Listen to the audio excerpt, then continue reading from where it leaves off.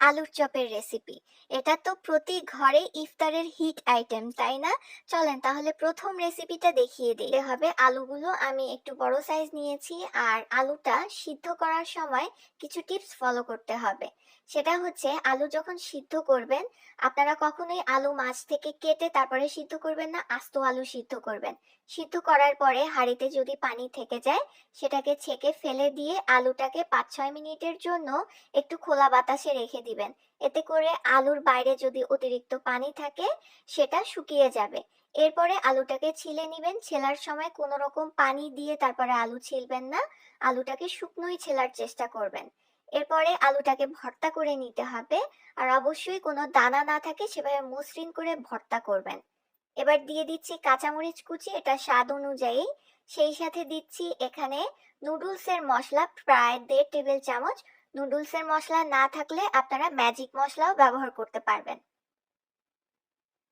এখানে দিয়ে দিচ্ছি প্রায় 1 চা চামচ পরিমাণ চাট মশলা, আর সেই সাথে দিচ্ছি প্রায় আধা কাপ পরিমাণ পেঁয়াজ, আগে থেকে আমি অল্প তেলে নরম করে ভেজে রেখেছিলাম সেই পেঁয়াজ কুচি। আর দিচ্ছি 1/4 কাপের মতো ধনিয়া পাতা কুচি। ঘি দিয়ে দিচ্ছি প্রায় 1.5 টেবিল চামচ পরিমাণে। এভাবে ঘি দিয়ে আপনারা তৈরি করে দেখবেন, আলুর চপ খেতে কিন্তু খুব ভালো লাগে। এবার দিয়ে দিলাম স্বাদ অনুযায়ী লবণ। নুডলস মশলা বা ম্যাজিক মশলা যেটাই ব্যবহার করেন সেটাই কিন্তু লবণ থাকে, তাই লবণটা একটু বুঝে ব্যবহার করবেন। এখন এই সব কিছুকে একসাথে ভালোভাবে মেখে নিতে হবে। আলুর চপের আলুর পুরটা যতটা মসৃণ হবে, আলুর চপ খেতে কিন্তু ততই ভালো লাগবে। তাই খুব মসৃণ করে এই ভর্তাটা তৈরি করবেন। এবার যেহেতু ডিম ব্যবহার করতে হবে, তাই ডিমগুলোকে ভালোভাবে সিদ্ধ করে টুকরা করে নিতে হবে। আমি যেটা করছি, একটা ডিমকে 4 টুকরা করে নিচ্ছি। আপনারা চাইলে 2 টুকরাও করে নিতে পারেন মাঝ বরাবর। এবার হাতে সামান্য একটু ঘি মেখে নিয়েছি। এখন আলুর চপটা আপনারা যতটুকু বড় চান তাই বুঝে আলুর মিশ্রণটা হাতে নিবেন। এরপরে এটাকে প্রথমে গোল করে নিতে হবে। গোল করে নেয়ার পরে দুই হাতের সাহায্যে চ্যাপ্টা করে নিচ্ছি। একটু পাতলা করে চ্যাপ্টা করবেন। এবার ডিমের একটা টুকরা নিয়ে ঠিক মাঝের দিকে বসিয়ে দিলাম।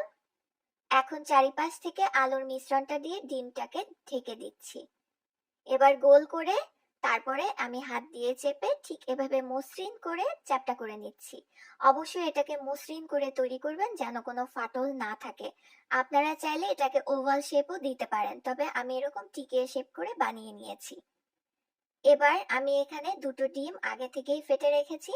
সেই ডিমের মধ্যে একটা একটা করে আলুর চপ নিয়ে খুব ভালোভাবে ডিমের মধ্যে আমি চুবিয়ে নিব।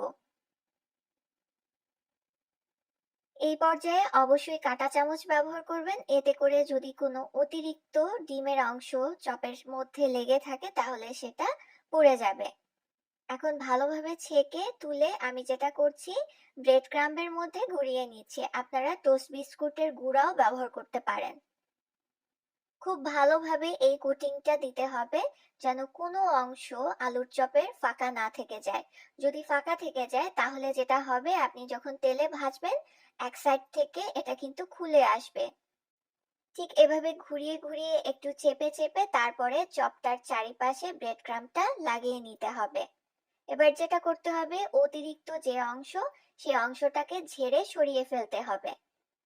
এভাবে করে সবগুলো আলুর চপ তৈরি করার পরে প্রায় আধা ঘন্টার জন্য আমি নর্মাল ফ্রিজে রেখে দিব। এতে করে আলুর চপটা সেট হবে। আলুর চপটা যদি নরমও থাকে সেটা একটুখানি সেট হওয়ার কারণে শক্ত হবে, এবং আলুর চপটা তেলে দিলে এটা খুলে যাবে না। এবার আসি তেল প্রসঙ্গে। তেলটা আলুর চপ ভাজার সময় অবশ্যই মিডিয়াম টু হাই রেখে ভালোভাবে গরম করে তারপরে চপটা ভাজবেন।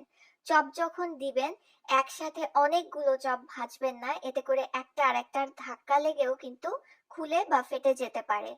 উপর থেকে দেখে যখন মনে হবে যে চপটার একটা সাইড একটু সোনালী হয়ে এসেছে, তখন এটাকে উল্টে দিবেন। আর উল্টানোর সময় একটু সাবধানে উল্টাবেন যেন খোঁচা লেগে অন্য চপটা খুলে না যায়। এভাবে করে আমার চপগুলো ভাজা হয়ে গেছে। এখন চপগুলোকে চুলা থেকে তুলে আমি যেটা করেছি, একটা পেপার টাওয়ালের উপর নিয়ে নিয়েছি। এতে করে যদি কোনো তেল থাকে সেটা পেপার টাওয়ালে চলে যাবে। এবার একটা চপ আমি মাছ থেকে আপনাদেরকে কেটে দেখাচ্ছি। চপটা দেখে নিশ্চয়ই বুঝতে পারছেন যে এটার ভেতরেও কিন্তু কোনো নরম অংশ নেই। আর চপটা বাইরে থেকে দেখাই, এই যে দেখেন কত সুন্দর হয়েছে, কোনো ফাটল নেই। এবং আমার প্রতিটা চপই কিন্তু এরকম হয়েছে। আমি যে টিপস, চপের প্রথম পদ্ধতিটা তো দেখলেন। আসেন এবার আপনাদেরকে আরেকটা পদ্ধতিতে আলুর চপ বানিয়ে দেখাই। আমি এখানে আলু সিদ্ধ করে নিয়েছি আগে থেকেই। এবার চুলায় একটা প্যান নিয়ে এর মধ্যে আধা চা চামচ ঘি আর 1 টেবিল চামচ পরিমাণ সয়াবিন তেল নিয়েছি। চাইলে কিন্তু ঘি বাদ দিয়ে শুধু তেল ব্যবহার করতে পারবেন, তবে যেহেতু বলেছি একটু স্পেশাল টাচ থাকবে তাই ঘি দিয়েছি, এতে করে স্বাদটা ডিফারেন্ট হবে। তেল ঘি গরম হয়ে এলে এর মধ্যে দিয়েছি পেঁয়াজ কুচি, এখানে 1/3 কাপের মতো আছে। এবার পেঁয়াজটাকে হালকা বাদামি করে ভেজে নিয়েছি। এখন এর মধ্যে দিব আমি সবজি। বাচ্চারা কিন্তু সবজি খেতে পছন্দ করে না, আর ইফতারে যদি চপের মধ্যেই সবজি দেয়া হয় বাচ্চাদেরও খাওয়া হবে আমাদেরও খাওয়া হবে। তো আমি 2 টেবিল চামচ করে দিয়েছি গাজর কুচি, ক্যাপসিকাম কুচি, আর আধা চা চামচ দিয়েছি আদা বাটা। এটাকে ভেজে নিয়েছি কিছুক্ষণ। যখন এই সবজিটা সিদ্ধ হয়ে আসবে আর আদার গন্ধটাও চলে যাবে, কাঁচা গন্ধটা, ঠিক সেই পর্যায়ে সিদ্ধ করে চটকে নিয়ে আলু দিয়ে দিচ্ছি। কাপ দিয়ে মাপলে এখানে 2 কাপ পরিমাণ আলু আছে। এর মধ্যে দিয়ে দিলাম আধা চা চামচ ভাজা জিরার গুঁড়া এবং আধা চা চামচ গরম মশলার গুঁড়া। সেই সাথে স্বাদ অনুযায়ী দিয়েছি লবণ আর কাঁচামরিচ। এখন এই সবকিছুকে চুলার আঁচটা একটু কমিয়ে দিয়ে কিছুক্ষণ ভেজে নিতে হবে। আলুর মিশ্রণটা ঠান্ডা করে নেয়ার পরে আগে থেকেই আমি ডিম সিদ্ধ করে কেটে রেখেছিলাম 2 ভাগ করে। সেই প্রয়োজন মতো আলুর মিশ্রণ নিয়ে একটু ছড়িয়ে মাঝে ডিমটা দিয়ে চারিপাশ থেকে চেপে চেপে এটাকে চপের শেপ করে নিতে হবে। এবার কোটিং এর জন্য আমি এখানে নিয়েছি একটা ডিম। ডিমটা অবশ্যই যেন রুম টেম্পারেচারে থাকে, খেয়াল রাখবেন। এর মধ্যে 2 টেবিল চামচ পরিমাণ দিয়েছি গরুর দুধ। এবার এটাকে মিশিয়ে নিচ্ছি, আর অবশ্যই সামান্য একটু লবণও এই পর্যায়ে দিয়ে নিবেন। এখন ব্রেড ক্রাম্বের মধ্যে আমি এভাবে গড়িয়ে নিয়েছি চপটাকে ডিমের মধ্যে চুবিয়ে নেওয়ার পরে।